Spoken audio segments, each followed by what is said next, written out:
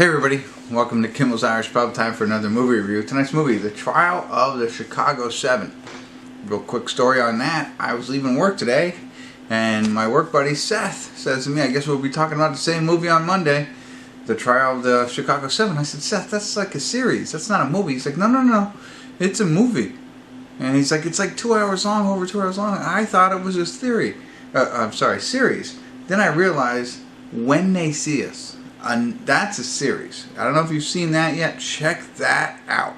That is actually a fantastic series, and that's what I confuse this with, because I don't know. I mean, this is about some protesters who get arrested during the Democratic convention in the 1960s or something along those lines. But I confuse it with that one. I'm still excited to see this. 2 hours and 10 minutes long. I think it's going to be good. I mean, it is littered with good actors in it. I just happened to try and turn it on Netflix, and I mean, I've seen Michael Keaton in it, Eddie Redmayne,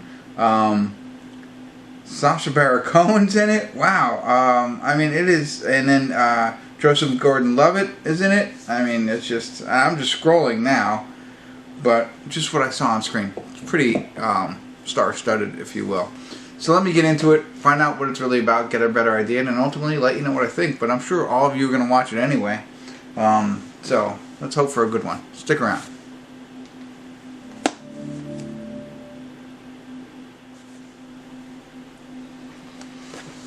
Hey everybody, excuse me, we want to do a quick check-in here.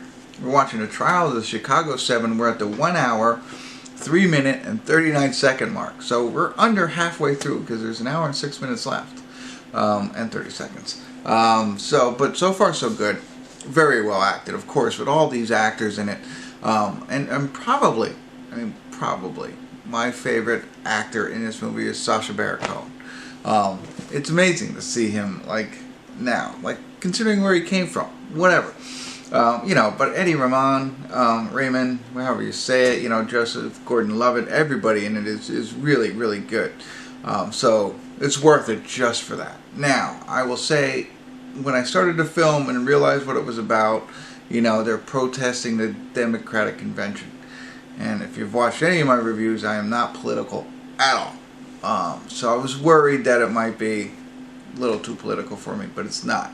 It's political in the sense that it's about the corruption of the trial, at least the way that they're playing it out. So, these people, 7, which is actually 8, and you'll come to find out why that happens, are on trial for what had happened during a protest, and there was some sort of riot that has happened. Now, a majority of the film, up until about 10 minutes ago, was just around the trial.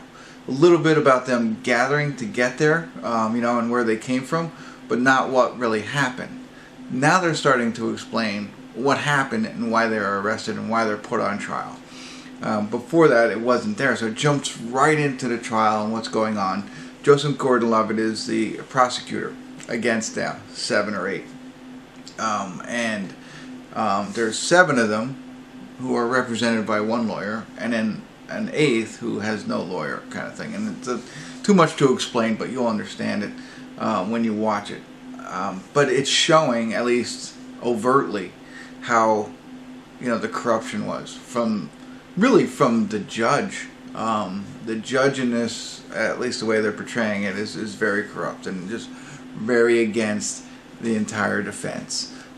So they can't get any momentum for themselves. So very interesting to watch it. Obviously based on a true story.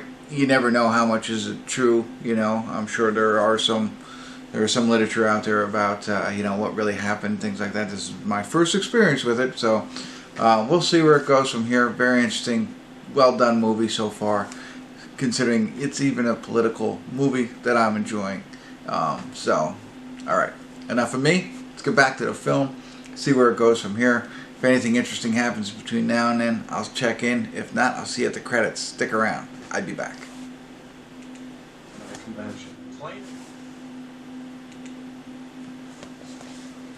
Hey everybody, we're at the credits of The Trial of the Chicago 7, and it stayed good throughout, I'd have to say. Just for the acting alone, it was really good. Michael Keaton doesn't play a really big role; it's more of a cameo in it, so don't get your hopes up on seeing Batman in there. But you know, everybody else was fantastic. I thought it was really good, and it's a really good story.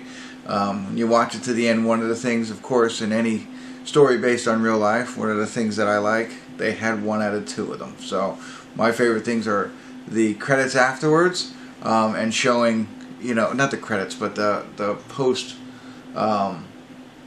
pre-credit, you know, hey, here's what happened after the movie kind of stuff.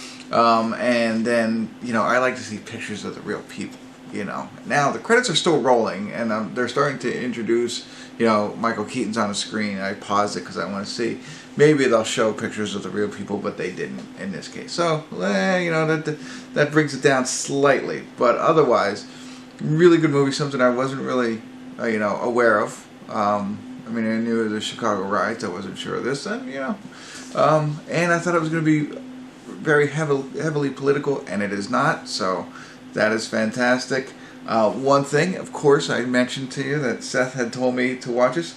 While watching it, he finished before me. He texted me, and he let me know that Abby Hoffman, who is in this film, you know, and was part of the Chicago 7, he was the guy who introduced Forrest Gump at the Washington Monument, if you've ever seen Forrest Gump. And he sent me the picture, too, and it really looks like the guy that played him in this. So, interesting fact shared from Seth to me, to you now. But all in all, great film, great acting, good story, based on a true story, and you know, not something you can't follow. Sometimes, you know, political movies, whatever. Anyway, really enjoyed it. I like what they did, and there's not much more I can say. You know, I'm done. Oh wait, there is. There was one thing, I actually put it in my notes and now I remember it. It's funny watching it. Now, this is in the 60s, right? I think this took place 69, 68, something like that, whatever. And we know a little bit freer back then, little different thing like that. But I thought it was interesting to see that, like, okay, so they have these 2 lawyers, and there's 7 of them. It seems like they all stayed in a frat house, you know, together. There's like a scene where they're coming in, like the lawyer comes in, he's staying at the same place, you know, and it's not like, I don't think they were sequestered or arrested in any way. They all stayed at the same place, and hung out there, you know. The lawyer comes in, takes his jacket off, sits down at the big table where they're all going to have dinner.